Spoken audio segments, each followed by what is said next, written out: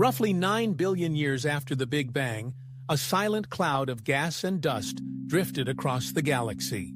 Cold, unassuming, and ancient. But within it stirred a force older still, gravity. This invisible architect began to pull the cloud inward. At first, gently, then violently. The cloud compressed tighter and tighter under its own weight. Pressures surged. Temperatures climbed. Until finally, in a flash of nuclear ignition, a new star was born. The Sun. Its light pierced the blackness of space. Its gravity seized control. And from that moment, the solar system was born. The Sun didn't simply light the sky, it sculpted space itself. The particles left over from its formation didn't just vanish. Some coalesced into planets, moons, asteroids, and comets. Others formed swirling belts and distant clouds. From this chaotic debris, order gradually emerged. What we now know as our solar system. But this isn't just a group of wandering planets. It's a vast and dynamic domain, a gravitational symphony, stretching billions of kilometers in every direction. The solar system is structured, layered, and active, constantly evolving under the Sun's influence. Its boundaries are not marked by fences or borders, but by energy.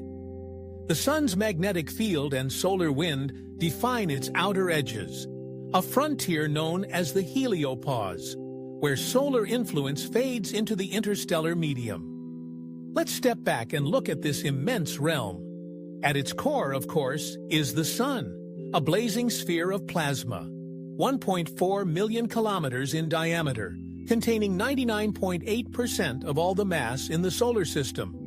Its energy fuels the climates of the planets, stirs their atmospheres, and bathes their moons in light and heat. Around it orbit the 8 primary planets, from tiny, sun-scorched Mercury to gas giant Neptune. Each follows an elliptical path governed by Newton's laws, subtly perturbed by gravitational interactions. Between these planets lie countless mysteries. The asteroid belt between Mars and Jupiter, filled with rocky remnants of a failed planet. The gas giants beyond, with their rings and moons, some of which, like Europa or Enceladus, may harbor oceans beneath icy crusts, and possibly life. Further still is the Kuiper Belt, a donut-shaped region filled with icy objects and dwarf planets like Pluto. And even beyond that lies the mysterious Oort cloud, a hypothetical shell of icy bodies surrounding the solar system at distances unimaginable. The solar system is not static. It changes constantly. The Sun pulses with activity, releasing storms of charged particles in coronal mass ejections. These solar events can disturb planetary magnetospheres, power auroras, and even threaten technology on Earth. Every year, new objects are discovered in this cosmic backyard. Dwarf planets, Trojans, trans-Neptunian objects, reshaping our understanding of how the system formed and continues to evolve. If you gathered everything in the solar system except the Sun, all the planets, moons, rocks, gas, dust, and comets, and placed them together, they would still only make up about 0.2% of the system's mass.